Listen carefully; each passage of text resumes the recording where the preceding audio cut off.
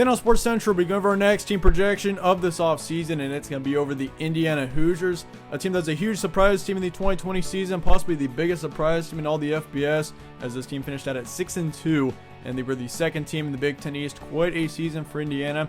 I definitely think this team will be right back at being a big dark horse going into next season as well, and that's what we're going over here today. We're going to be going over a few players Indiana will be losing, who then will be returning, and also again, they're scheduled for the first time this offseason, starting out with the previous 6 games for Indiana. And if you look at this team down the stretch, they continue to improve until Michael Penix, of course, got injured. That was a huge thing that was very detrimental to this team at the end of the season, but overall, still, it was an outstanding season for sure. If you look at them, they beat Michigan 30-21 on November 7th. That was a huge win. Shut out Michigan State on the road 24-0. And really, whenever you can shut out any team, that's an outstanding win. And really for Indiana to be able to do that against a Spartan team, which, they were below average last season, but still, that was a good win there. They lost to Ohio State 35-42, but let me remind you, Ohio State made it to the national championship game last season. That is not a terrible loss at all. In fact, I'd probably say that was a pretty good one, considering they kept it within 7 points. If you look at the trend for Ohio State all of last season, this team would be blowing out every single team that they played, and Indiana kept it very close with Ohio State. So that was a very that was a good game there by Indiana for sure, keeping it close with the Buckeyes. They beat Maryland 27-11 the next week, beat Wisconsin 14-6. And then, of course, Michael Penix had his injury, and they ended up losing the bowl game to Ole Miss 20-26, which was pretty unfortunate. Just an unfortunate way to end off the season, but still, it was an outstanding year for Indiana, and really, I think this is going to be a season that's going to be very remembered for quite a while for the Hoosiers. First 4 games for Indiana, they were 4-0. Last 4 games, they were 2-2, so obviously towards the end of the season, the schedule did start to get tougher, though, so that is a good explanation for that. Looking at your roster outlook for next season, you return your starting quarterback, Michael Penix, and that's going to be a huge return going into next season. If you look at Michael Penix, he's definitely going to be a big dark horse quarterback going into next season. If you look at him and his stats from 2020, he put up 1,600 yards, 14 touchdowns, 4 interceptions, and his completion percentage was at 56%, which, obviously a 56% completion rate isn't as good as most quarterbacks, but obviously he's still pretty young, and he's got a ton of time to improve, and I think he's definitely going to be a quarterback to watch out for going into next season.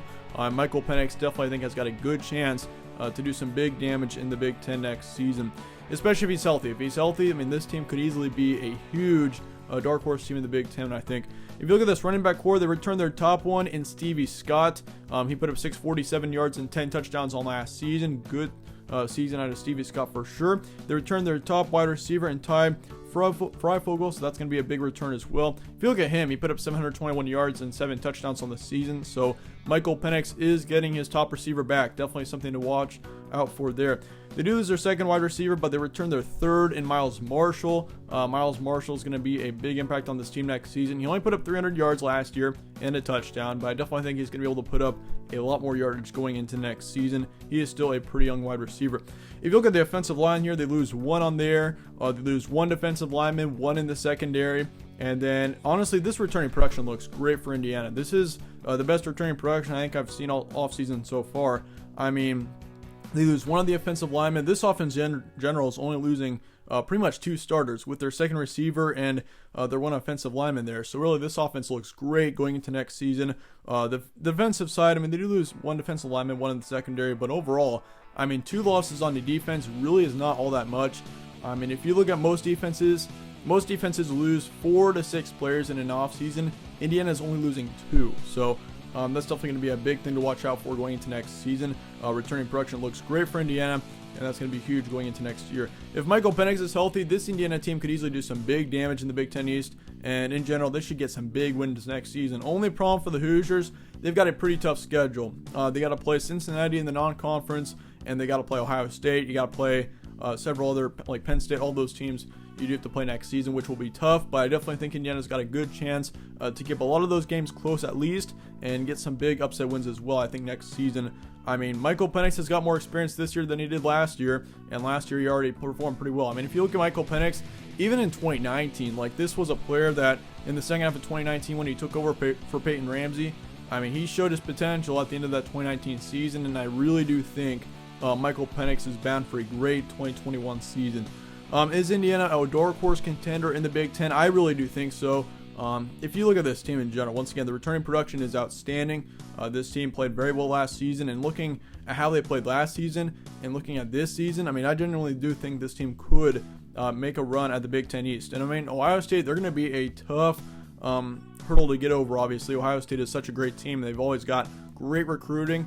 But Indiana will give them they're going to give them a run. I really do think. I think Indiana's got a good chance. If they can beat Ohio State, this team could win the Big Ten East next season.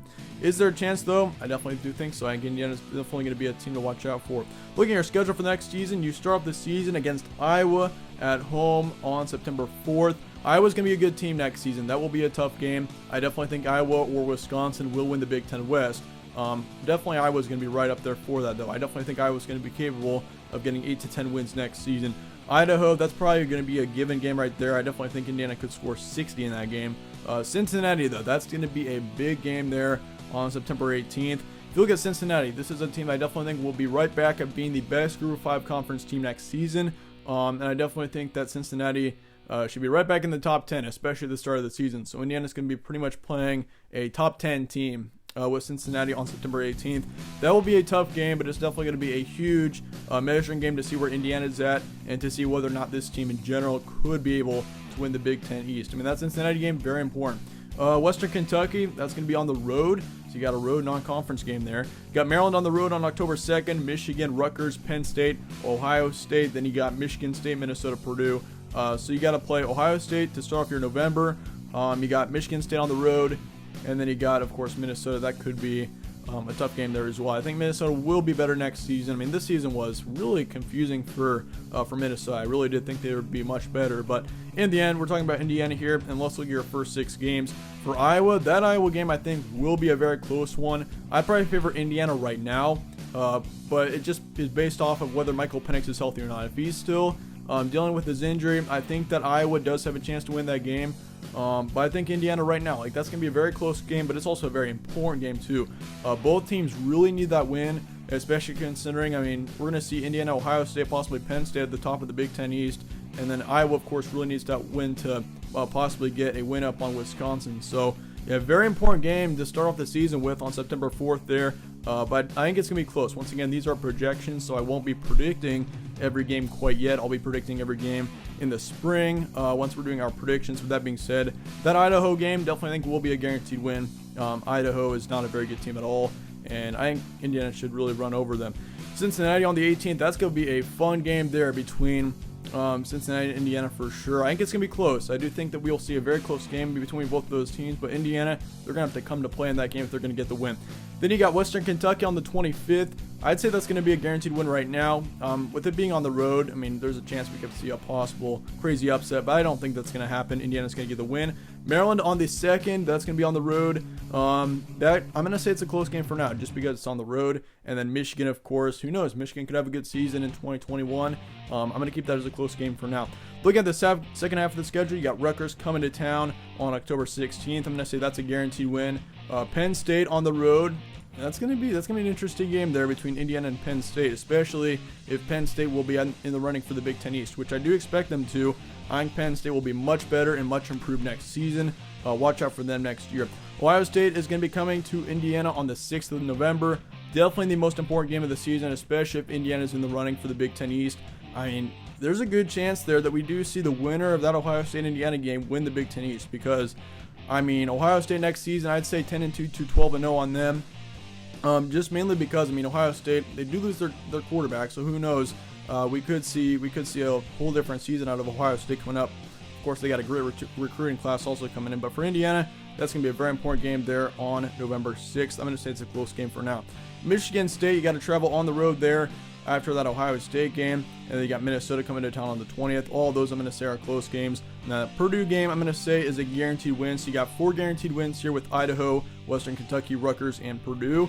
Record projection for Indiana is going to be 9-3 to 11-1. So I think there's a good chance that we do see Indiana get above 9 wins.